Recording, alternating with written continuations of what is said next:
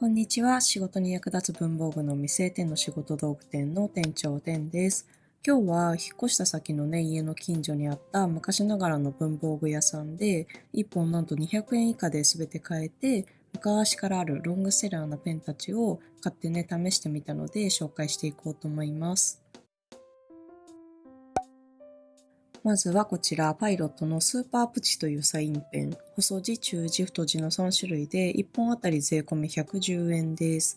ペン先は太字が 1.2mm。本体がね、細いので、ペン先の大きさにちょっとびっくりしました。中字は 0.6mm。見慣れたサイズ感になります。で、細字が 0.4mm。太字がね、ダントツ太くて、中字細字は近しいサイズ感ですね。3つ並べてみるとこんな感じ。ペン先以外の持ち手の部分とか軸の部分は同じ仕様です。では実際に書いてみます。ここでね、ちょっと前もって謝っておくんですけど、食レポならぬペンレポが私はね、ちょっと上手ではないので、もしね、気になる点とかがあれば、試してみますので、お気軽にね、コメントください。あと、左利きだとどうですかっていうことだけは、ちょっと身近に左利きがいないので、私がね、左で試した感じという感想にはなっちゃうんですけど、もしね、それでもよければ、左利きの方でね、気になる方いたらコメント残してください。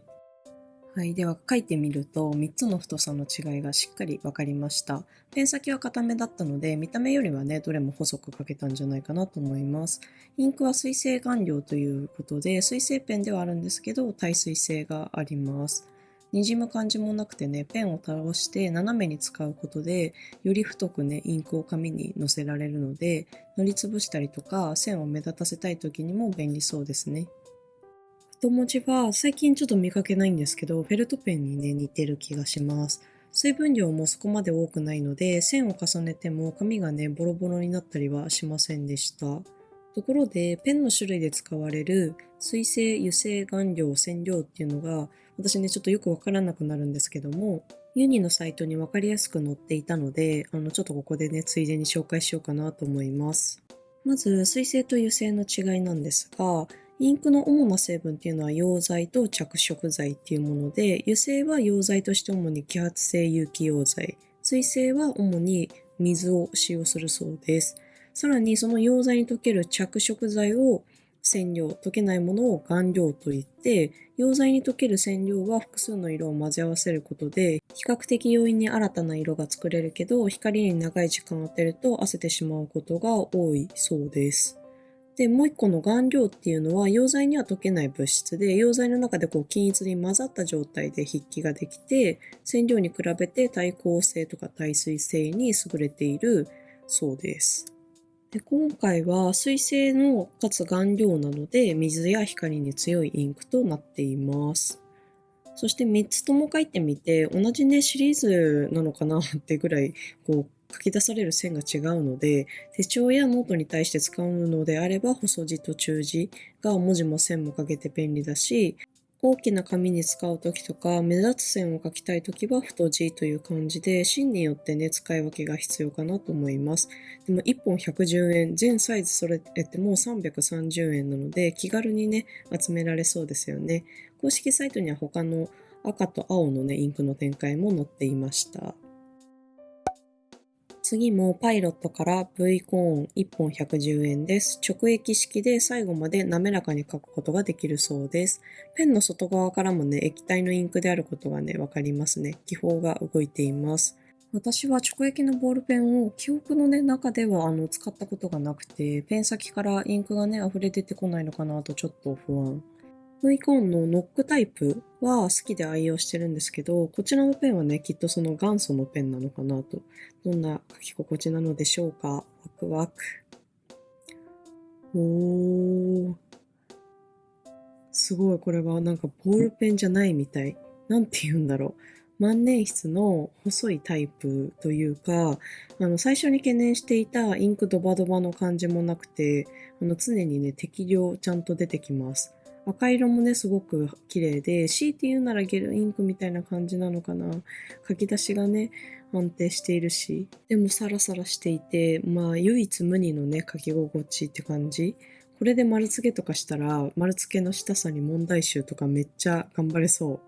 素早く手を動かして書いてもインクがかすれないので、シャシャッとね、丸付けするのに本当に相性が良さそうです。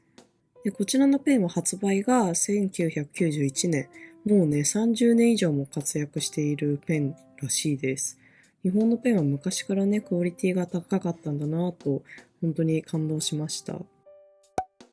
次はこちら、ユニからユニボール1本165円。お店にね、赤と黒インクがあったので1本ずつ買ってみました。ユニボール1シリーズはね、よく聞くんですけど、ただのね、ユニボールっていうのがあったんですね。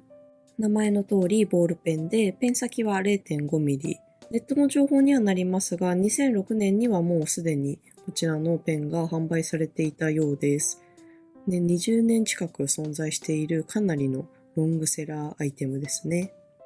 で、書いてすぐにね、ちょっと思い出したんですけども、以前ね、福岡の実店舗に来てくれたお客様が、いつ廃盤になってもおかしくないから買い溜めてるとね、紹介してくれたお気に入りのペンっていうのが、多分このペンだったような気がします。キャップの下にね、プロテックっていうね、文字が入ってた気がするんですよね。で、検索の時に品番の UB155 って打つと、サジェストにね、廃盤と出てきました。廃盤なのか情報本当なのかってね、確かめようと思ってユニのサイト確認したんですけど、こちらのアイテム自体がね、ウェブサイトには載っていませんでした。ただ、最新のカタログがね、ダウンロードできたので、こちらで確認してみたところ、ユニボールという名前でカタログに掲載はされていました。なのでね、まだ手に入るのかなと思います。いつ廃盤になっちゃうんだろうと怯えるね、気持ちが本当によくわかるくらいに書き心地が良くて、線がにじまず書けるので、手帳に小さい文字を書くときにもぜひ使いたいなと思いました。またユニボール1とかは、はっきりくっきりしたね、黒っていう感じなんですけど、こちらはどっちかっていうと濃いグレー。赤インクも乾くとかなりね、柔らかい印象だなぁと思います。こんな感じですね。曲線とかもペン先とかね、角度を気にせず、書きやすくて、あとペン先が滑らず安定しているので、とてもいい感じです。こういう感じのね、ペンとスケッチブック持って気に入ったね、景色とか眺めをささっとね、書けたらすごく楽しいんだろうな。ということで、夢が広がるペンでした。仕事に役立つ文房具の本が発売されました。全国書店 Amazon にてご購入いただけます。ぜひチェックしてみてね。次は桜からスケッチペン1本132円。販売開始が確認できたのは2017年が一番古い情報でした。ペン先にはね、角度がついていて、紙に当てる面で線のね、太さが変わります。すごく平らにわかりやすく言うと、なんかマーカーペンみたいな感じの形してます。書いてみるとね、こんな感じ。太い線から細い線。あとなんか中くらいの線もね、これ一本で書けました。ただ狙った太さのラインを出すのには練習が必要そう。紙にね、当ててみるまで全然太さがわかんないです。カラーはブラックの他にセピアという、ほぼ茶色みたいなカラー展開があります。こちらのペンは耐水性があって柔らかい印象のカラーなので、水彩画のね、下書きとしても適しているそうです。ちなみに何回か塗り重ねると、その分ね、濃く発色しました。このペンについてね、YouTube で調べてたら、わざっかやつららーんさんというね、チャンネルで実際にこのペンでスケッチをして、その後水彩画をね、描いている動画がね、ありました。使用感がね、参考になったので、気になった方はぜひそちらのチャンネルチェックしてみてください。見てるとね、スケッチチャレンジしたくなります。去年ね、万年筆私チャレンジしたので、今年はスケッチありかもな、難しいかな。最後はこちら、ユニボール I165 円。0.5ミリのボールペンで販売開始が確認できたのは2014年。透明窓から残量が一目でわかるボディデザインとなっています。メーカーサイトの説明文には、滑らかな書き味でくっきり鮮やかな曲線ですと書いてありますが、ちょっと薄く感じますね。薄い方が目は疲れなくて、でも文字も線もはっきり見えるっていう感じなんですけど、鮮やかではないかな。最近の黒ペンがね、濃いんですかね。ユニボール1とかの黒とかってパキッとしてますもんね。そしてインクは、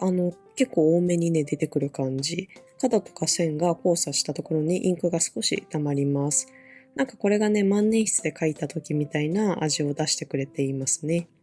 今回ね、合計10本のペンを購入したんですが、お会計が確か1300円ほどちょっと安くなってるペンもありました。